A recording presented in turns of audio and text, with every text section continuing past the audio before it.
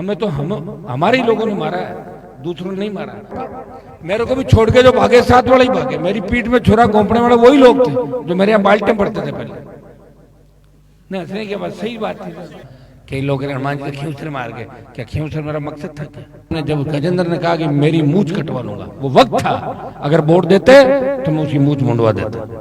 सरकार खुद की बना लो ना, काम होगा क्या? खुद ही करना, खेत में बैठ के आदेश जारी कर देना, हेलो कलेक्टर को हटा दो कलेक्टर, एसपी बदल दो। ये जब ही होगा जब आपकी बिना सरकार, जब मैं सरकार की छाती में मूंग दल रहा हूं, तो सपोज करो कि अगर विधायक मेरे 10-15 होते, आया किसान जवान, जहां भी आवश्यकता पड़ी मैं आगे खड़ा मिला। मैंने रात नहीं देखा, दिन नहीं देखा, पूरी जवानी समर्पित की नए राजस्थान के निर्माण के लिए। आज पीड़ा होती है जब अपराधी खुलेआम बेखौफ धमकियां देते हैं व्यापारियों को, किसानों को, नेताओं को, पत्रकारों को, अधिकारियों को, और सरकार कुछ नहीं बिगाड़ पा रही है। हमें मजबूत कानून व्यवस्था की आवश्यकता है, राजस्थान के मजबूत नेतृत्व की आवश्यकता है।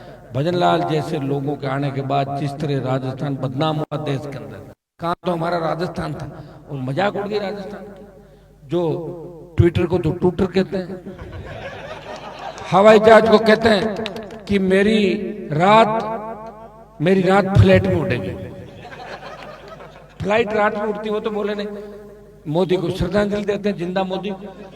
सत अकाल, बार बार अकाल पड़े, ऐसी बात जो सीएम कहते हैं, तो उस राजस्थान का क्या हो सकता है, इससे आप अंदाज लगा सकते हो। अब मुझे लग रहा है कि भजनलाल जी का समय भी राजस्थान में करीब करीब होने वाला। वो खुद भी समझ गए, जो हवाई यात्राएं करें अब जमीन पे आए। बीजेपी के नेता गली गली घूम रहे हैं, अभी चुनाव को बहुत टाइम है।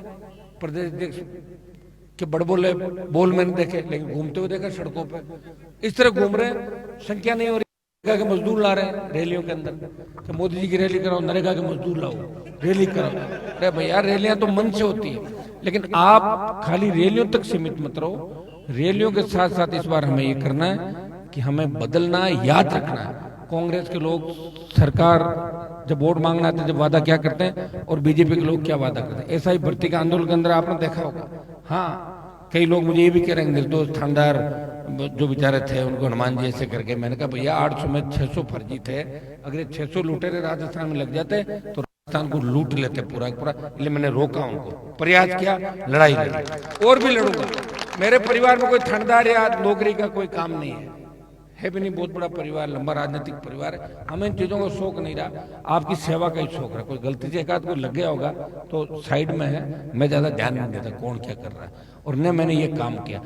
हमें तो आपके घर से अगर किसी किसान का बेटा कोई नौकरी लग जाता है, मैं खुशी मनाता हूँ कि मेरा भाई और मेरे परिवार से कोई लगा। लेकिन उन बच्चों से हम एक ही उम्मीद करते हैं, हमारे किसान के बेटे अफसर बनने के बाद पीछे की हिस्ट्री भूल जाते हैं, वो गांव की गलियां भूल जाते हैं, वो खेत खलियान भूल जाते हैं, और वो हवा में उड़ने लग जाते हैं। इसलिए हमें, हमारे लोग अगर हमारे साथ आ जाए तो दूसरों की आवश्यकता नहीं। मैं आपको राजस्थान में उदाहरण दूं, गुजर मीणा अपने पुराने दिनों को नहीं भूलते, गांव को नहीं भूलते। सबसे ज्यादा अगर भूलते हैं तो हमारे समाज के नेता, अधिकारी और व्यापारी आगे बढ़ने के बाद अपनी कौम को भूल जाते हैं, अपने भाइयों को भूल जाते हैं। ये बहुत दुर्भाग्य है। अगर वो लोग याद रखे तो हमें आगे बढ़ने से कोई रोक नहीं सकता। लेकिन मोर अपने पैरों की तरफ देख के रोता है कि मेरे काश मेरे पैर ऐसे नहीं होते। मोर तो खूबसूरत होता है लेकिन पैर अच्छे नहीं होते, तो कहता नहीं यार, मोर पैर की तरफ देख के कहता है मेरे पैर ऐसे। हमें तो हमारे ही लोगों ने मारा है, दूसरों ने नहीं मारा। ये तो घोर कलयुग आप देखें। अभी पुराने गांवों के अंदर पहले पार्टियां होती थी, लोग एक दूसरे को वोट डालते थे, देखते नहीं थे। और अब पार्टियां गांवों में कहां हो रही? अब तो भाई भाई के खिलाफ केस लड़ रहा है, बुआ भतीजे के खिलाफ केस कर रही है, पारिवारिक झगड़े बढ़ गए। यही बढ़ रहे हैं कि दूसरों को खतरा दाना, साथ बैठे में खतरे, कच्चा को छुरा चल जाए, ठीक है। तो अपने को ध्यान रखना पड़ता है साथ वालों का। मेरे को भी छोड़ के जो भागे साथ वाले ही भागे। मेरी पीठ में छुरा घोंपने वाले वही लोग थे जो मेरे यहाँ बाल्टे पड़ते थे पहले। नहीं हंसने की बात सही बात थी। तो क्या होता है कि एक आदमी जब बड़ी लड़ाई लड़ता है, बड़ी लड़ाई में छोटे मोटे घाव उसके लग जाते हैं। मेरा मकसद राजस्थान की सत्ता पे कब्जा करना था। कई लोग हनुमान जी खींचर मार गए, क्या खींचर मेरा मकसद था क्या? वो तो मैं एमएलए खुद ही था खींचर से, पत्नी को एमपी बना लेता, खींचर का एमएलए रह जाता, 5 साल बाद चुनाव होता। समझ गया आप? मेरा मकसद था कि राजस्थान की सत्ता पे किसान कौम का कब्जा हो। वो कैसे होता? वो ऐसे होता, मुझे वहां रहना था और यहाँ भी करंट देखना था, लोगों में करंट है या कम हो गया। करंट कम हो गया खींचर के अंदर, मेरी गलती नहीं है, मैं 120 की स्पीड भाग रहा हूँ, वो 60 चलने पीछे पीछे 60 पीछे रह गए। अब तो पश्चाताप कर रहे हैं, लेकिन पश्चाताप करने से क्या फायदा, चुनाव तो 3 साल बाद होगा।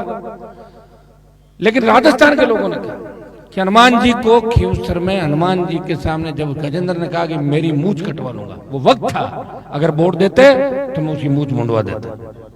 नहीं दिए वोट, वो मूंछ हाथ फेर रहा है, मैं नीचे देख रहा हूँ, क्या करूँ, मेरे ही लोगों की वजह से नीचे देख रहा हूँ, उन लोगों की वजह से नीचे देख रहा हूँ, मेरे शेड्यूल कास्ट के भाइयों की वजह से, मेरे समाज की वजह से, जिन्होंने भारतीय जनता पार्टी को वोट दिया, जो किसानों की सबसे बड़ी विरोधी पार्टी है, उसको वोट देके मेरा अपमान वहां पे किया।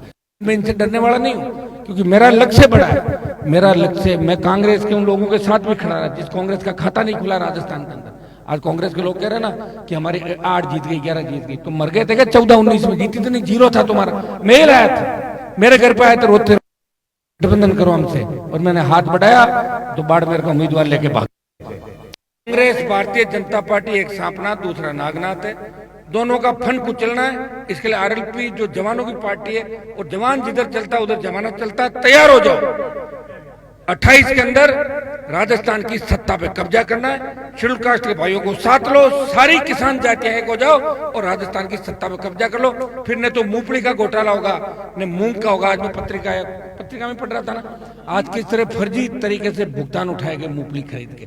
आज हम सरकार की तरफ देखते हैं, अरे साहब मेरा मुआवजा नहीं है, अरे साहब मेरा एक काम नहीं हुआ। सरकार खुद की बना लो ना, काम होगा क्या, खुद ही करना, खेत में बैठ कर आदेश जारी कर देना, हेलो कलेक्टर को हटा दो कलेक्टर, एसपी बदल दो। ये जब ही होगा जब आपकी बिना सरकार, जब मैं सरकार की छाती में मूंग दल रहा हूं, तो सपोज करो कि अगर विधायक मेरे 10-15 होते तो भजन लाल को रोक लेता। वैसे कांग्रेस तो ये चाहती है कि भजन लाल रहे। गहलोत के बयान देख रहे हो कि पंडित भजन लाल जी मुझे शूट करते हैं। गहलोत कहता है कि ये रहने चाहिए, आपसे काम हो रहे हैं। पहले वसुंधरा गहलोत में मिले हुए थे, भजन लाल गहलोत मिल गए, तो हम कहाँ जाएंगे? आपका तो कोई धनी दोरी नहीं बचा।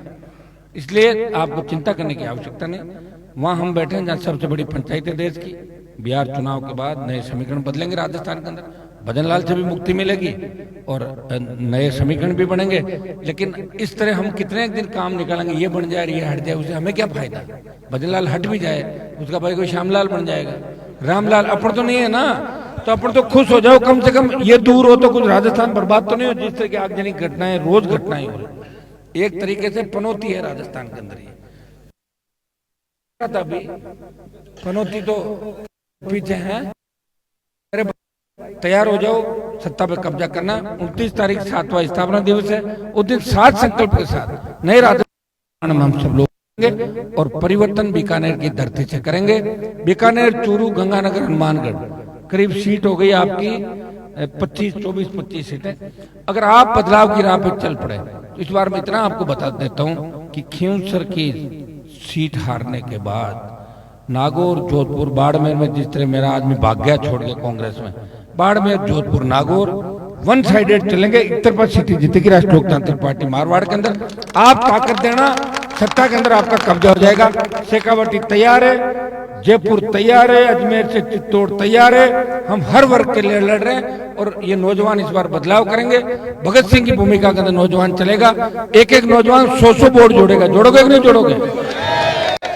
तो भेज देंगे भजन लाल को, इनको सबको घर, और जो बच्चे में उनको डाल देंगे जेल के अंदर। आप चिंता मत करो। बहुत बहुत आपको धन्यवाद। जय हिंद।